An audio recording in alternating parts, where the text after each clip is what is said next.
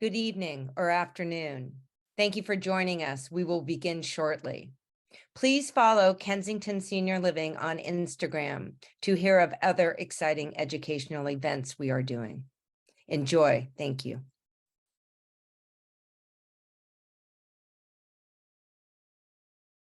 Good evening, and thank you for joining us this evening. I am Alexandra Ramsey, Director of Sales and Marketing with the Kensington Reston, an assisted living and memory care community in Reston, Virginia.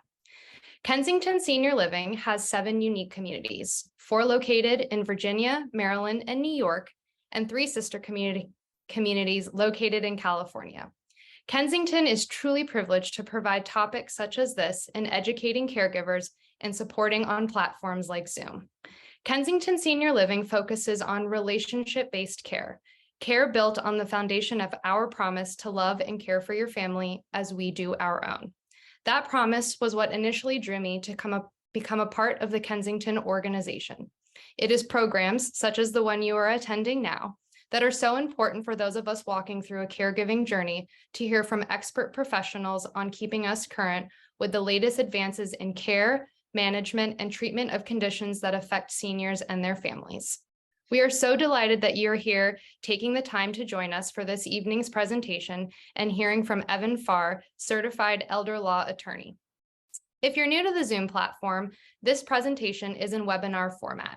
This means your cameras and microphones will remain off and muted throughout the presentation.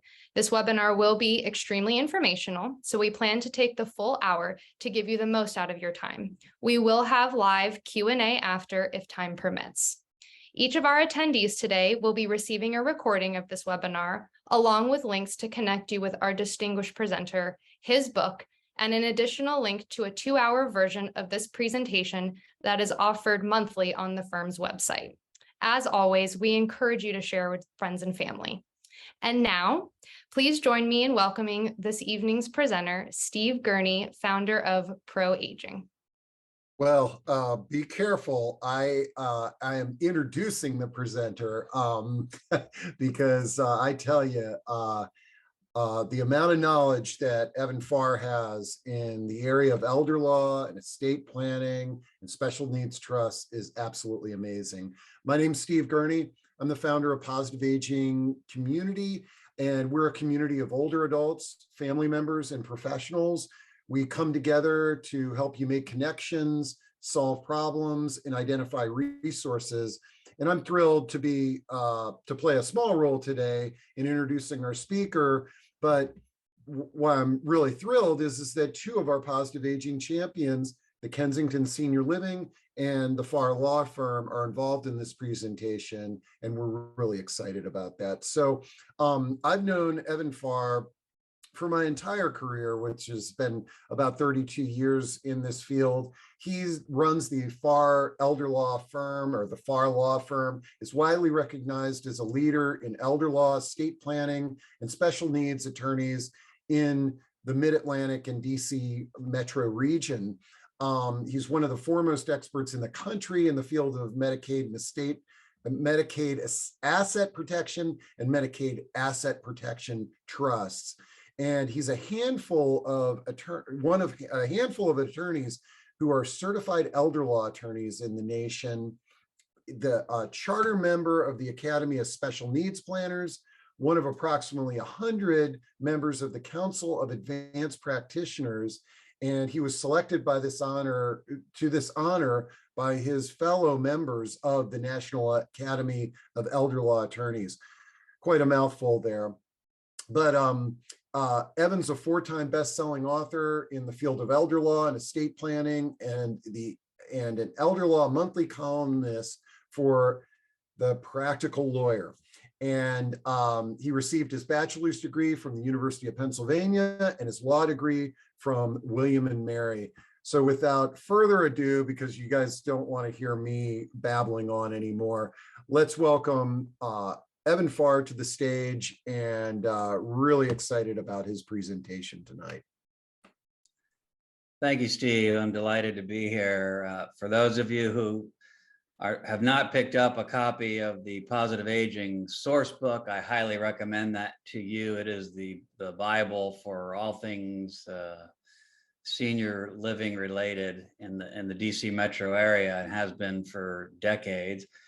And thank you, Alexandra, as well. I've been to at least 2 of the Kensingtons, and they are wonderful facilities. And if you have not been to one yet, I encourage you to visit and learn all that they have to offer. So with that, let me share my screen and get right into tonight's presentation. Some people will say that this will be like drinking from a fire hose because it is a lot of information. As Alexander mentioned, it's really a 2 hours worth of material that I'll be condensing into hopefully about an hour tonight. And I apologize in advance if I go a little over, because I tend to, I'm passionate about the topic and I tend to go over time, but I will try to keep it to an hour. I'm going to skip over my credentials, which Steve has already talked to you about. So briefly talking about, the topic today is protecting your assets from the costs of probate and long-term care. So we're going to talk a little bit about probate, but focus much more on long-term care. The problems of probate involve complex court filings, the biggest headache being the annual accounting, which has to balance to the penny and gets filed every year. And this can be either lifetime probate when someone becomes incapacitated and undergoes guardianship and conservatorship, or after death accounting when someone dies and their estate goes through probate. And probate means judicial oversight, these annual accountings, inventories. It invites people to contest things. Everyone has heard of will contests, people claiming undue influence or incompetence. Probate is expensive. Probate is full of fees, taxes, red tape, delays, aggravation, all of which is easily avoided because we have ways of avoiding lifetime probate and after death probate. So avoiding lifetime probate is all about doing what we in our firm call level 1 planning, or otherwise known as incapacity planning, which is basically 2 documents: the general power of attorney, which is the most important legal document that everyone should have. This is really what avoids the conservatorship / lifetime probate process. Very important to understand that not all power of attorney documents are the same. Many people will get garbage, what I consider garbage documents called power of attorneys, off of the internet or from online legal programs like LegalZoom and Rocket Lawyer.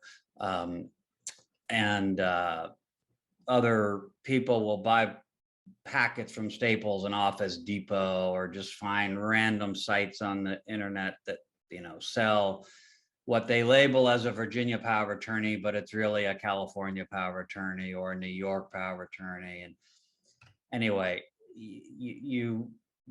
if you're going to get the most important legal document that you ever need in your life, get it done right. Get it done by an experienced elder law attorney in the state where you live.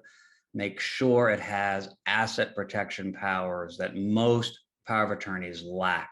And that is the ability to do Medicaid planning, the specific ability to make unlimited gifts. It has to have the word unlimited or something equivalent in it.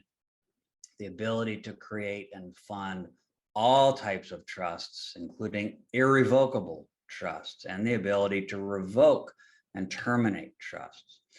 The second part of incapacity planning is an advanced medical directive. This avoids a lifetime guardianship, which is what happens if you become incapacitated without an advanced medical directive.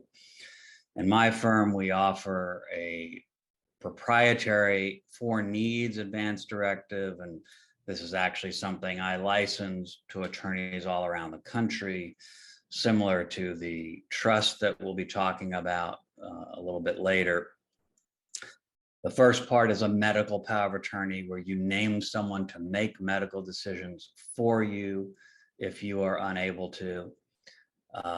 And the second part is a long-term care directive, which is something that is proprietary to me that I've created and enhanced over the years. This is all about you getting the best long-term care possible. And it goes into things like, imagine you have had a stroke and you are, or you've got severe dementia, you can no longer communicate, even moderate to late stage dementia. And this document is going to tell your caregivers, for instance, folks at the Kensington, what are your wishes in life? What's going to make you happy? Things like dietary preferences. Are there foods you like? Are there foods you hate? Are there dietary habits you have, like drinking coffee or tea in the morning, and how do you like it? Daily activities. Are you someone who likes to watch movies, television shows, listen to music, listen to audiobooks? And within each of those, what types of genres, what types of books, what types of music, what authors, what composers, what have you? There are, hundreds of combinations and permutations, and everyone is different. Gets into grooming and hygiene issues, like what types of toothbrushes and toothpastes that you like, and soaps and lotions and shampoos and whatnot. Bedding. Do you like firm pillows, firm foam pillows or soft down pillows? Do you like multiple pillows? Do you sleep on your back or your side? Do you like a light blanket or a heavy weighted blanket? Do you want a fan blowing on you? All these little things that add up to, are you going to have a decent quality of life when you can no longer speak for yourself? Or are you going to just be vegetating at the whims of the facility where you happen to be living, or the person that's directing your care?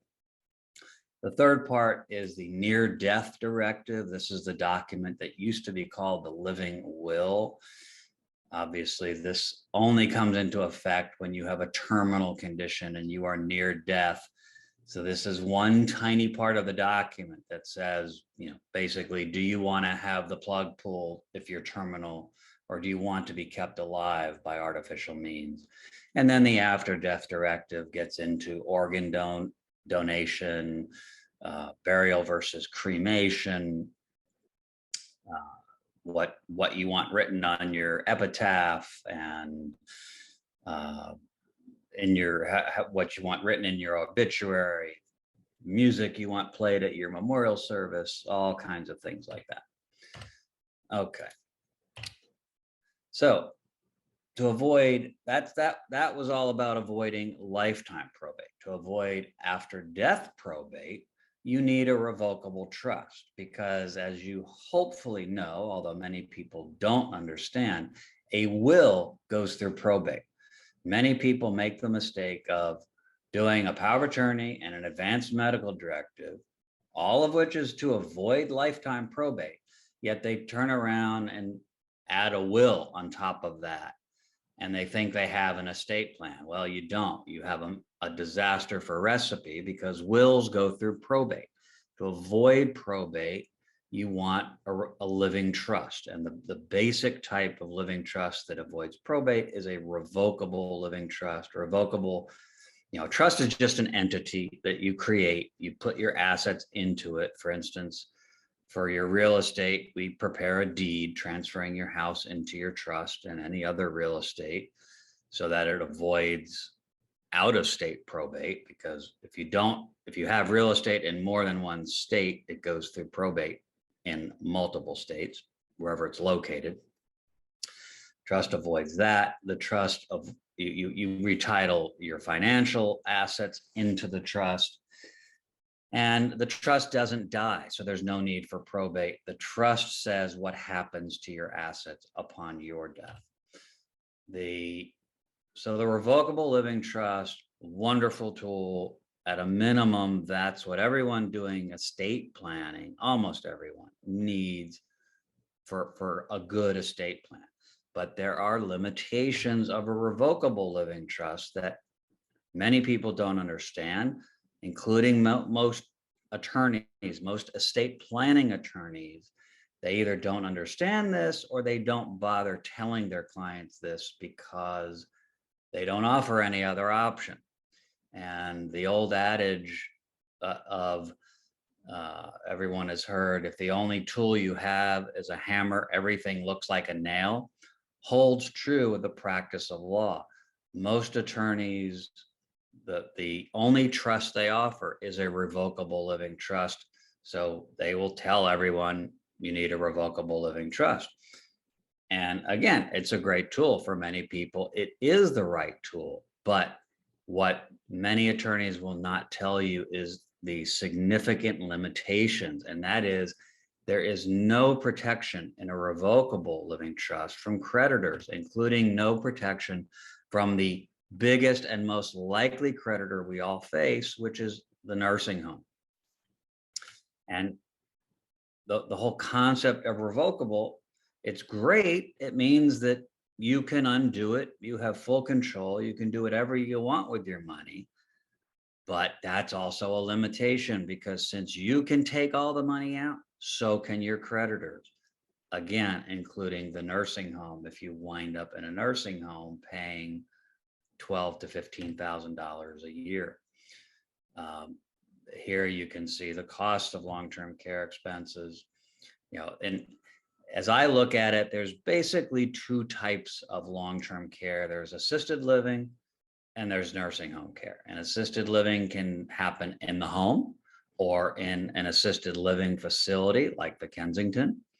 And at the higher levels of assisted living, it's called memory care because they have special locked units and higher levels of caregiving and typically higher staff ratios. And you can see the cost here, typical range for assisted living in the DC metro area. Nursing homes, much more expensive. Now, nursing home care can also be provided either at home or in a nursing home. I should say nursing home level of care.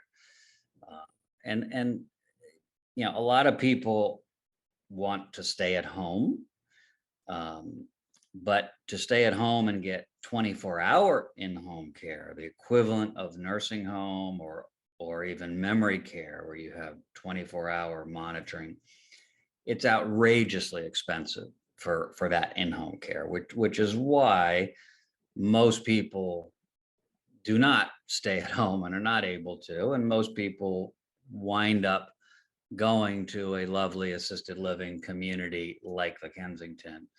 But unfortunately, at some point, people have to wind up typically in a not so lovely nursing home. Only about 10% of the public has long-term care insurance. For the 90% of folks who don't have long-term care insurance, you need to be looking for other types of asset protection. And the good news is there are other types of asset protection. That's where we get into level 3 planning and level 4 planning, both of which are asset protection levels of planning that we use in our firm, and other elder law attorneys do similar things. They may not call it the level 3 and level 4 planning. That's something that I've created for our firm. And by the way, I don't think Steve mentioned our firm. We have 17 people, and we have offices throughout the DC metro region. Our main office is in Fairfax, Virginia. We have a satellite in Fredericksburg, Virginia, and then we have a DC and a Rockville, Maryland location as well. And we do help clients in all 3 states, if you count DC as a state. And we won't get into that issue. But DC does have its own nursing homes and its own Medicaid rules. So the goals of level 3 and level 4 planning are to help protect assets in a way where they won't count when we go to apply for Medicaid and or a veterans benefit called aid and attendance. We protect these assets so that these assets can be used to preserve your dignity and quality of life. When you wind up, for instance, in a nursing home on Medicaid, the money that has been protected can be used to make your life better by paying for things that you would otherwise not get in a nursing home, like a private sitter to help you go to the bathroom every couple of hours so you don't wind up sitting in dirty diapers for hours at a time. Paying for streaming channels that are not provided for free at the nursing home, paying your cell phone bill, paying for better food, better new clothing when it gets soiled or you change sizes, replacing lost or broken hearing aids, dentures, eyeglasses, medical equipment, cell phones, iPads, Kindle tablets, whatever, to make your life better. That protected money can be used. And yes, it is also very important if you're married to protect your income and assets for the healthy spouse so they don't have to go broke. And for many people, protecting the family home is important, especially if a spouse or children or siblings or other loved ones are living there. And for some people, asset protection is also about protecting an inheritance for their children or other relatives. Many people work hard their whole lives and scrimp and save and don't go on vacations. And part of their value system is preserving assets for future generations. And if that's part of your value system, you should be able to do that. You shouldn't be forced to go broke because you're taken advantage of by an unfair system. And we'll look at that, what I mean by that, in a moment. And that gets into this issue here, which is that this type of asset protection is absolutely 1,000,000% legal and ethical. Hide is literally a dirty 4-letter word in this business. What we do is legally protect assets or shelter assets. It's just like income tax planning, which everybody does every year. You try to maximize your deductions and credits in order to get the biggest tax refund you're entitled to get. When you claim a tax refund, are you trying to rip off the government? Of course not. When you try to plan your legal and financial affairs to get Medicaid to pay for your nursing home, are you trying to rip off the government? Of course not. You're just getting back tax dollars, because where do you think Medicaid funding comes from? It comes from your tax dollars.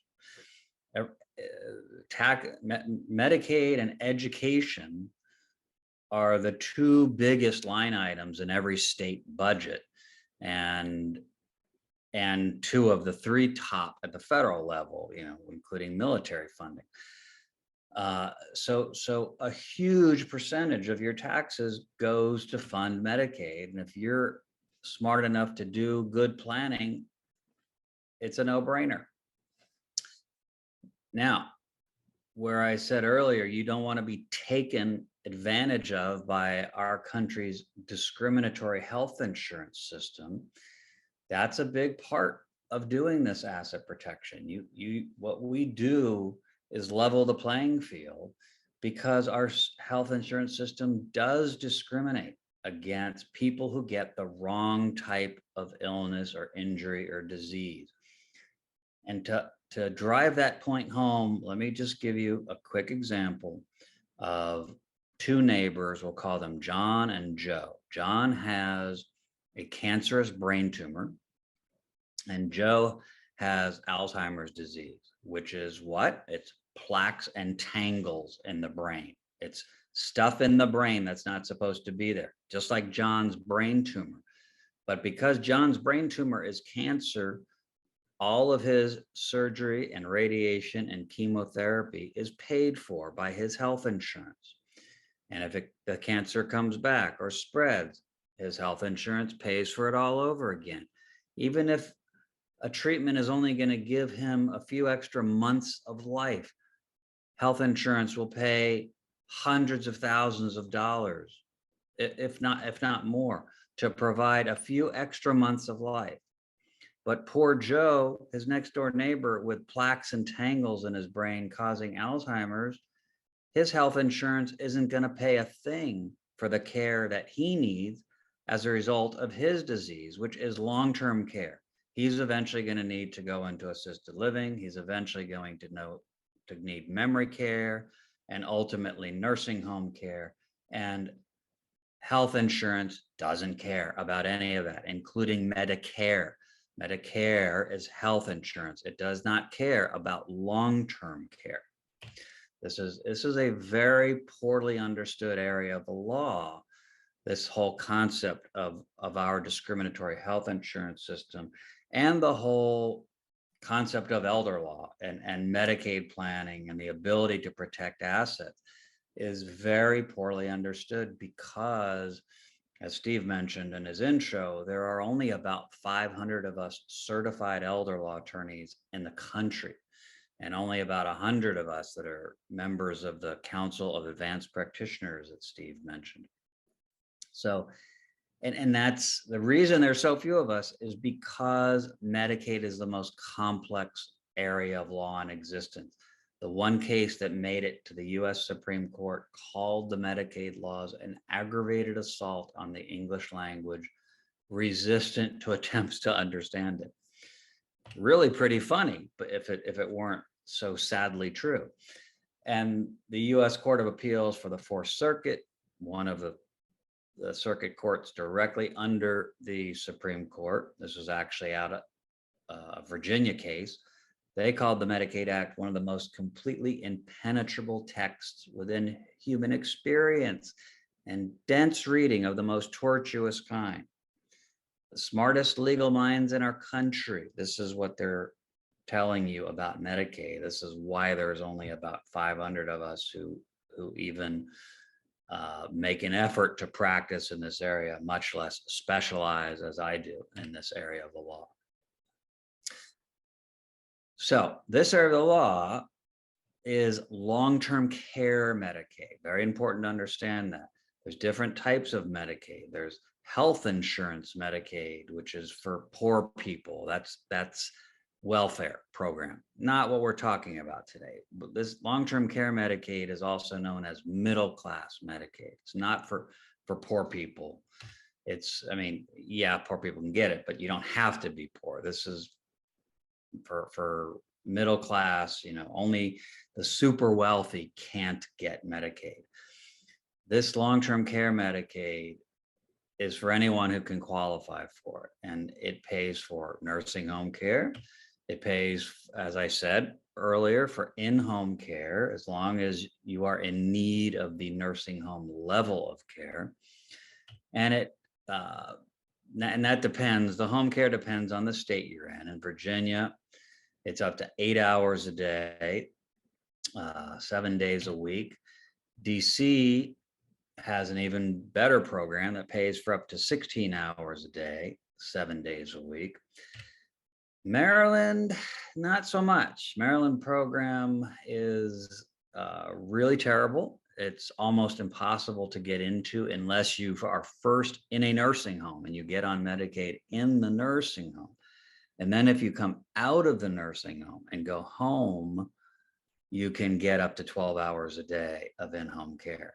But the whole point of in-home nursing home care or in-home care is because people don't want to go in a nursing home. So it's basically a useless program in Maryland for all but a very small number of people. And in all, well, in Virginia and in Maryland, not yet in DC, there are PACE programs in various locations. This is where they mush together Medicare and Medicaid, and they provide a daycare location for people to be bused during the day and taken home at night. And they provide all of the medical care through the PACE Center. So that's another model of Medicaid available in some areas. Again, this is long-term care Medicaid available to anyone who meets the eligibility criteria. You have to be medically in need of that nursing home level of care, which I've mentioned. As far as income, you don't have to have low income. This is not for poor people. Your income just needs to be lower than the cost of the care. So if you're in a nursing home that's $13,000 a month, excuse me, your income just needs to be lower than $13,000 a month. If you are an individual, the general rule is your income has to go to the nursing home. That's what you have to pay each month, and Medicaid pays the rest. So you can have really good income of $5,000, $6,000, $7,000, $8,000 a month in retirement. You still don't have enough to pay for the nursing home, so you can still get Medicaid. They just pay the difference. Now, if you're a married couple, for married couples, they look at all of your assets combined, and we'll get to the asset level in a moment, but they only look at the income of the Medicaid spouse. And sometimes we can shift some of that income from the Medicaid spouse to the healthy spouse. Medicaid has a 5-year look back period where they look back for the 5 years before you, or 5 years prior to the time you apply. And they add up any gifts that you have made during that time, gifts to charities, to family members, to anyone that, money not paid for your benefit is a gift. They add that up, they divide it by a state number called a penalty divisor, which is in the DC metro area, roughly $10,000 per month. So basically, let's say you had $800,000 and you gave it away, for instance, by putting it into an asset protection trust of the type we're going to talk about in a moment. If you then applied for Medicaid 4 years later, you'd have to report that gift of $800,000 into the trust because it happened 4 years earlier within the 5-year look back. That $800,000 gift to the trust would be divided by 10,000, the result being 80, which means an 80-month period of ineligibility for Medicaid, beginning when you applied, which was 4 years after making the gift. So you waited 4 years. Now you got to wait another 80 months. Yeah, more than 5 years, because 5 years is 60 months. So we're talking 80 months. So the penalty period can be longer than 5 years. So you just have to keep that in mind. And obviously, you wouldn't do that. You wouldn't apply for Medicaid in that scenario. You would wait a year, wait till the 5 years is over, and then apply for Medicaid. And the answer to the question, have you given away any gifts in the last 5 years, is simply no. So there's no penalty period. And then the assets. This is where elder law attorneys such as myself come in. For the most part, besides shifting income, we help protect assets in order to get your assets below the countable asset threshold in each state. And you can see it's a little bit different between the 3 states in our area. There's also this veterans benefit, which is called, it's a special type of veterans pension, typically called aid and attendance. And this is a really great benefit if you qualify for it, because this will help you stay at home if you're wanting to stay at home, or if you're in a lovely assisted living community like the Kensington, it will help you pay for that so that you can stay there as long as possible and not have to go into a nursing home, which is, again, those are not lovely places. Those look like hospitals. You know, if you're not familiar with the difference, you know, assisted living communities like the Kensington are beautiful, luxurious, home-like settings with activity centers and fancy dining rooms and gourmet chefs. Nursing homes are hospital-like institutions with little to no activities, 2 people to a sterile room, and not great food, typically, institutional dining. So this aid and attendance benefit is great. $25,000 a year for a single veteran, almost $30,000 a year for a married veteran, and surviving spouses even have a benefit of almost $16,000 a year. The military service requirements are minimal, and most veterans don't understand this.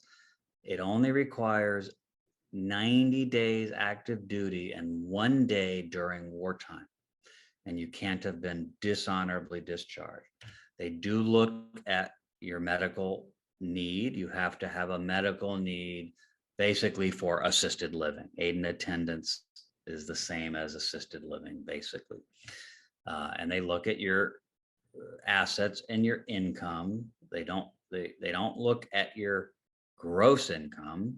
And this is a very common misunderstanding. Even if you call the VA and ask them about this program, they're going to probably tell you you don't qualify because of your income.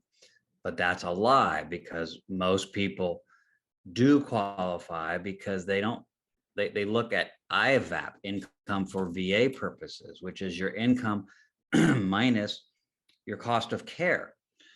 So if you are in an assisted living community like the Kensington, which is, let's just say hypothetically $7,000 a month, and you have really good income of $6,000 a month, your IVAP is negative $1,000 a month, which they kindly round up to 0.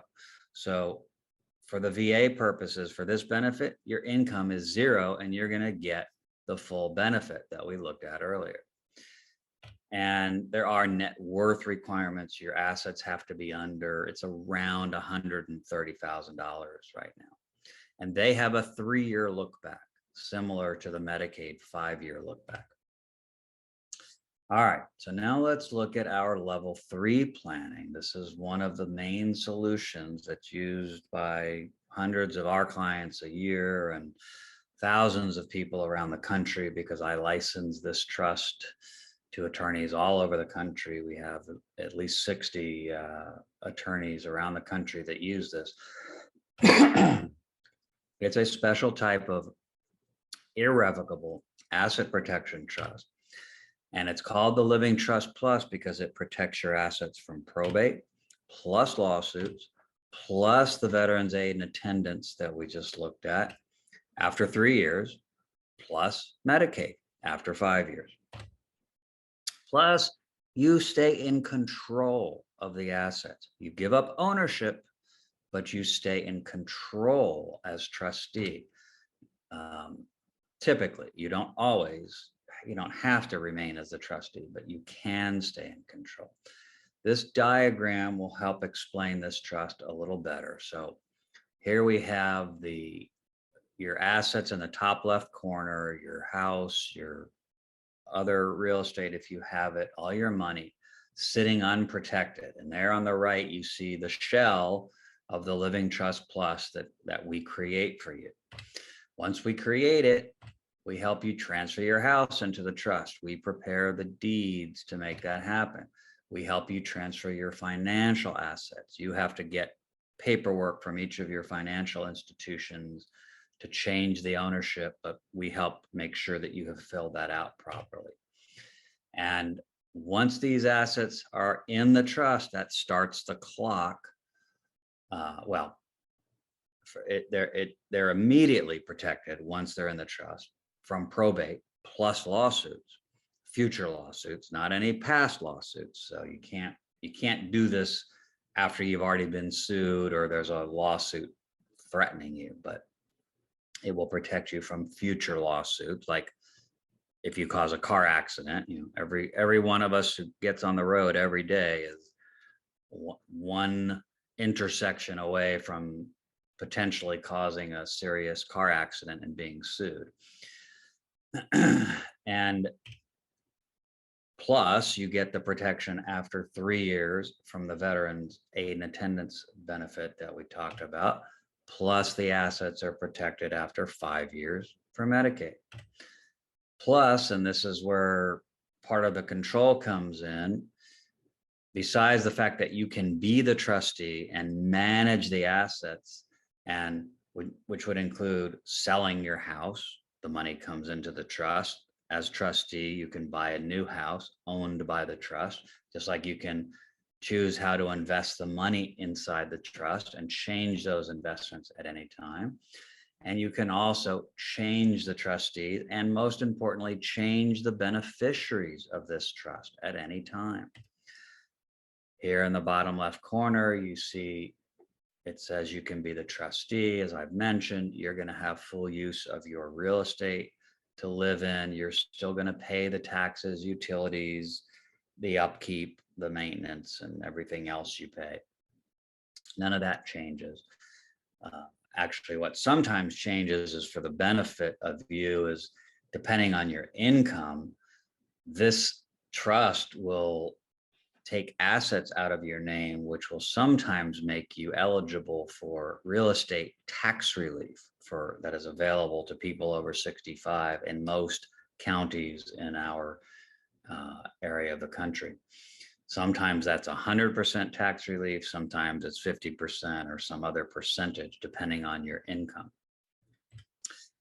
At the bottom of this, you'll now see that retirement accounts, this is unfortunately one limitation, IRAs, 401ks, 403bs, and the like, those can't go in the trust. That's unfortunately simply a federal law.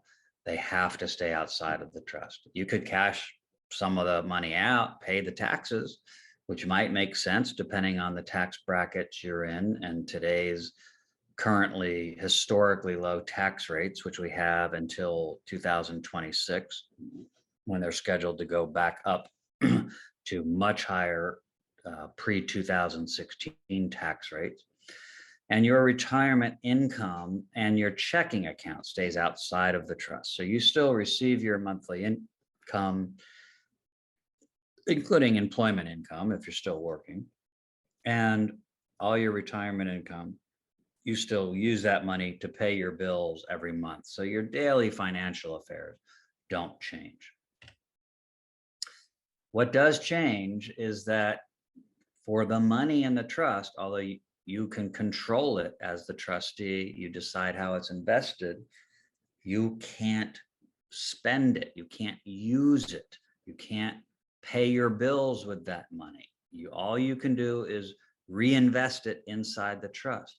But if you need to actually use any of that money, the only way you can do that is indirectly by first making what I call a backdoor distribution. So you'll see this over on the right side. There's a back door to this vault that is the trust. This front door of the vault gets locked and the key gets thrown away and you can never take money out the front door. But this is an unusual vault in that it has a back door that is always open. And at any time you can make a backdoor distribution to one of your trusted adult beneficiaries, typically your children. Now, if you don't have a trusted adult beneficiary, you're probably out of luck, and this trust is probably not for you unless you have assets going into the trust that you know that you are never going to want to sell or use. You can sell them.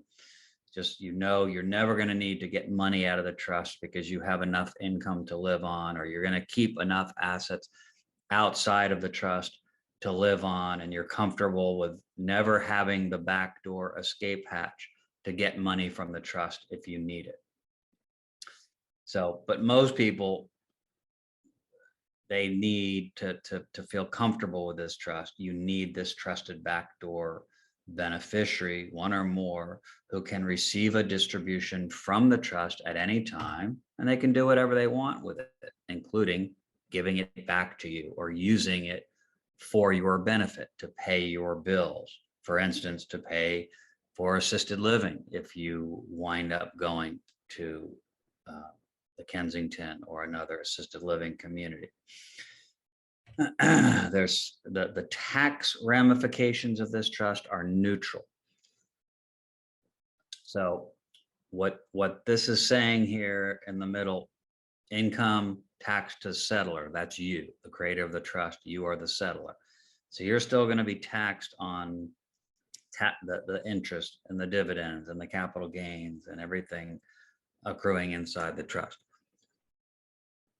You're still going to get a capital gains exclusion on the sale of the principal residence. So if you do sell the home that you're living in, just like you would now, you're going to get either the 250,000, or if you're married, a 500,000 capital gains exclusion. If you die owning the house, your kids are going to inherit it with a full step up in basis, just like they would now. So it's tax neutral. There's no gift taxes that anyone's going to owe. There's no taxes to worry about. People always ask, well, when you make the backdoor distribution to the children, don't they have to pay taxes on that? No, they don't. That's a gift. Gifts to a beneficiary are never taxable, and gifts that you make are not taxable unless your estate is over $13 million, or double that for a married couple. How much can we protect with level 3 planning? Well, whatever you put into the trust can be protected. You don't have to put all of your assets. You choose what to put in, and whatever you put in is going to be protected after 3 years for the veteran's benefit, and after 5 years in connection with Medicaid. Now, the big question I always get is, what happens if you need nursing home care and you want to get Medicaid, but you don't make the 5 years? The answer there is you can still protect a significant amount of assets. It just depends upon the actual facts and the timing and the total amount of starting assets. So here's an example of a level 3 client of ours that needed nursing home care before the 5 years. And in this example, as it turns out, we were still able to protect 75% of her assets, even though she needed care 3 years into the 5-year look back period. Here's how that happened. So Joan, we'll call her, she was 72 and healthy when she came to us. We did the Living Trust Plus. She had $800,000 of assets.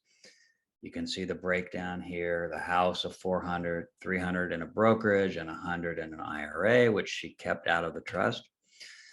20,000 a year of Social Security income was her income. She didn't make it to 5 years. She had a stroke after 3 years. And this was several years ago. At that time, the nursing home she went into was $10,000 a month. So she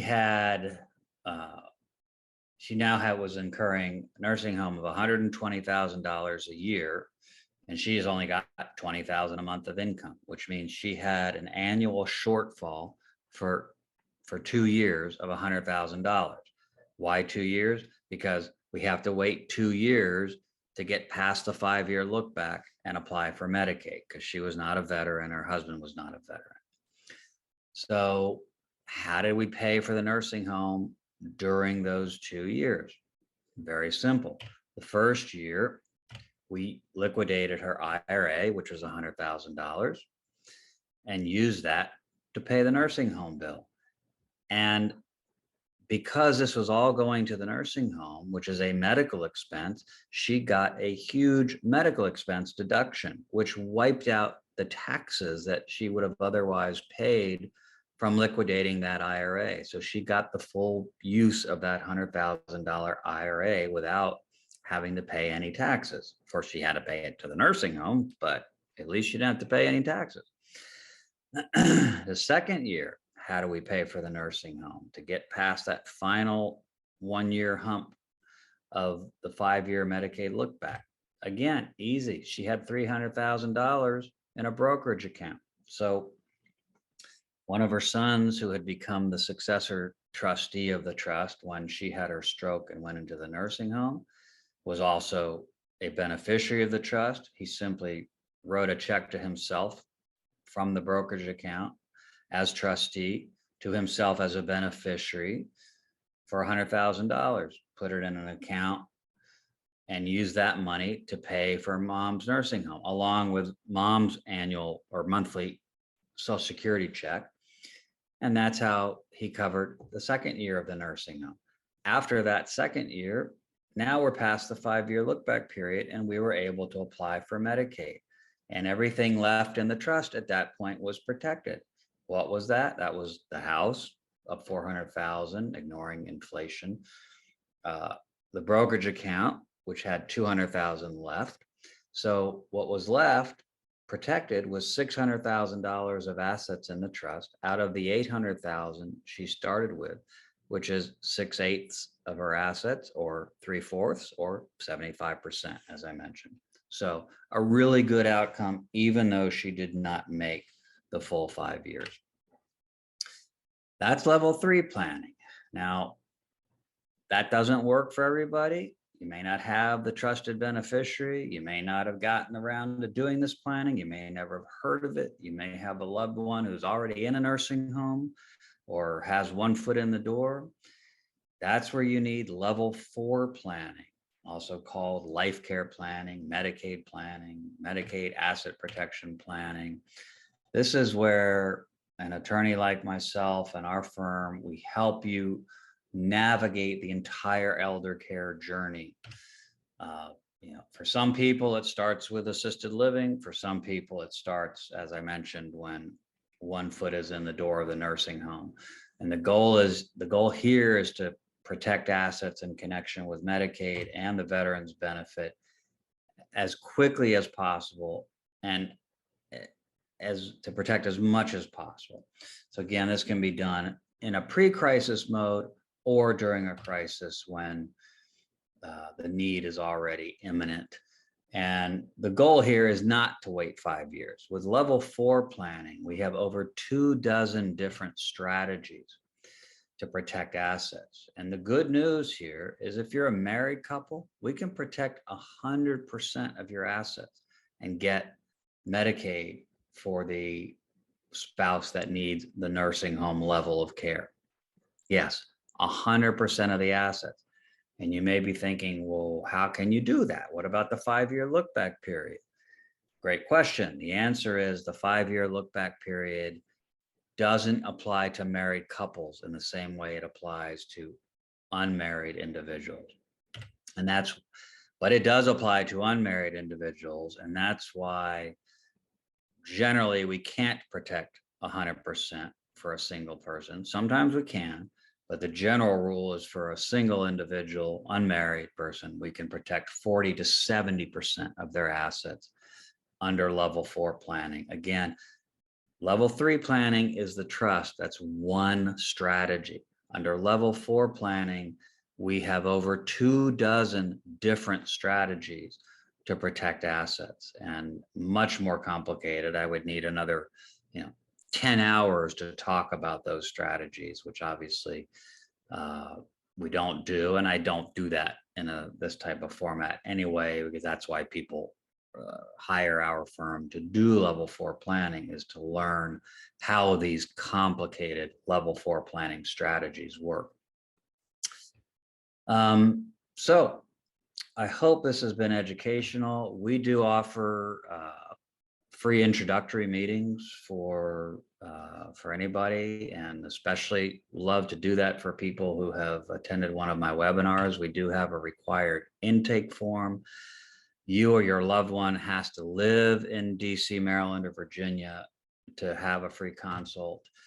And just for watching this webinar, if you call and make a appointment, mention you watched the webinar, they'll mark and mention the $500 discount.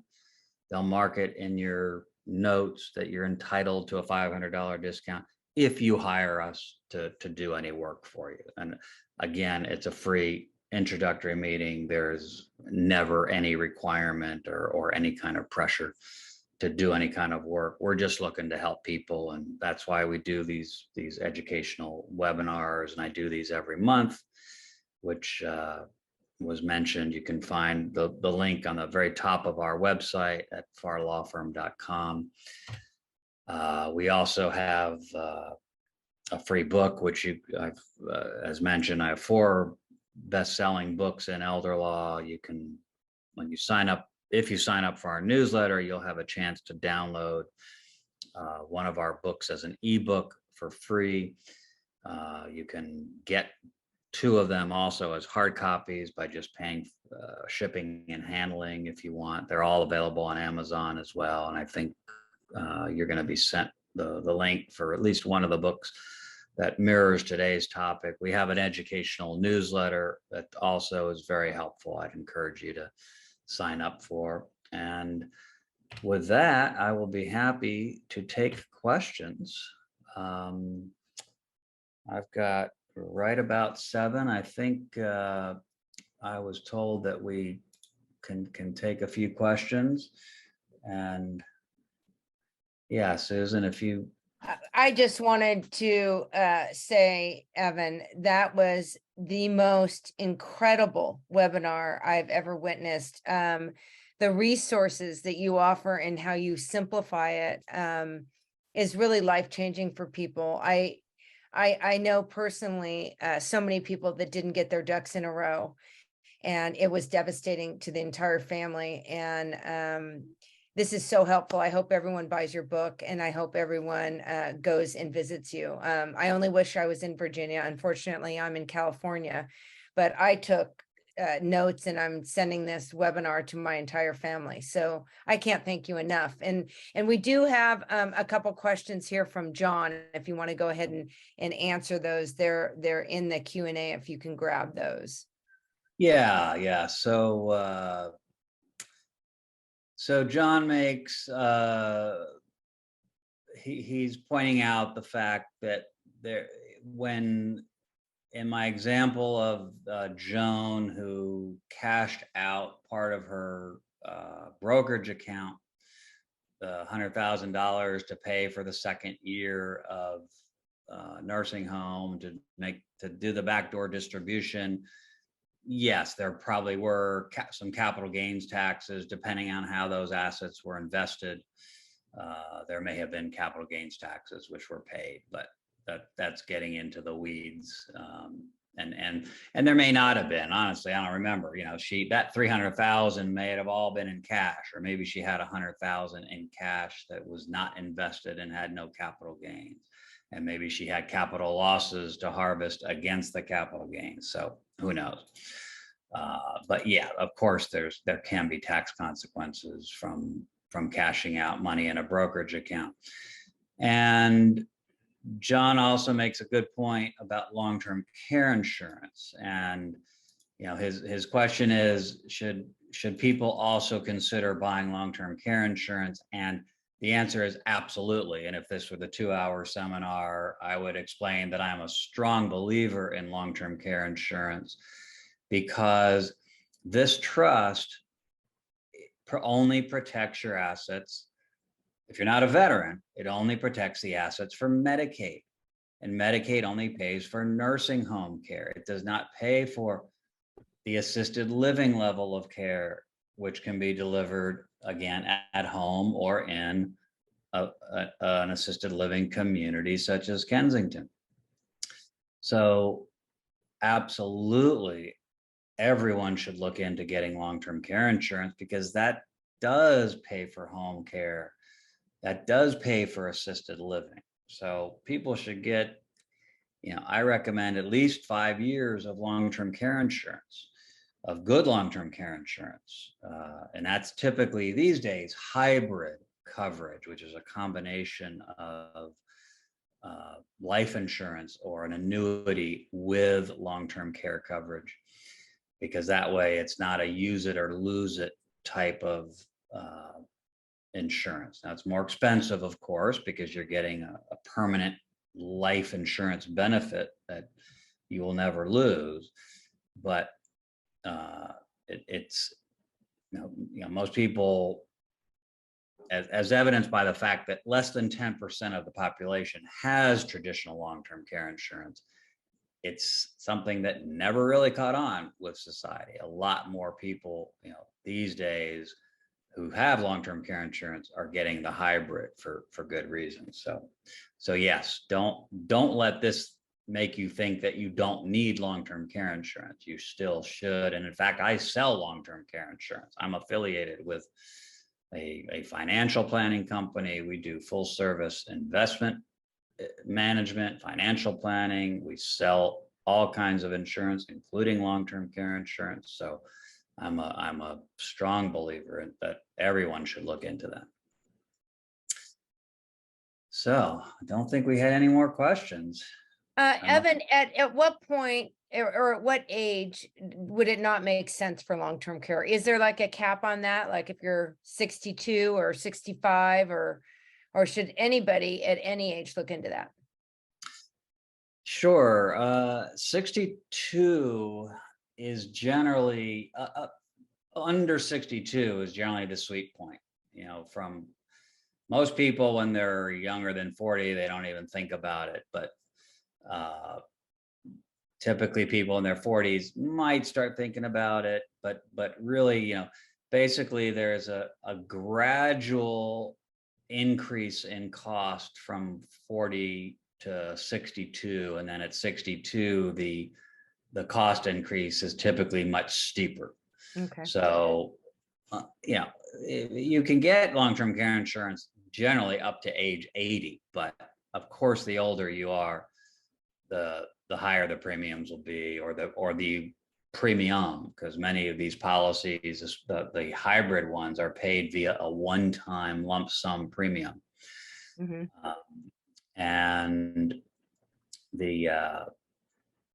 so in fact, that's where you get the biggest bang for the buck, is paying a one-time premium up front, because the insurance company will have use of your money for a longer period of time. So you get a bigger benefit for lesser cost.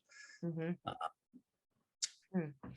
Oh, I'm going to look into that. That's such good advice. That's such good advice. Well, thank you everyone that joined us today. Again, thank you to Steve Gurney, and grab that Pro Aging source book. I agree. And thank you to Kensington, and a special thank you to Evan Farr.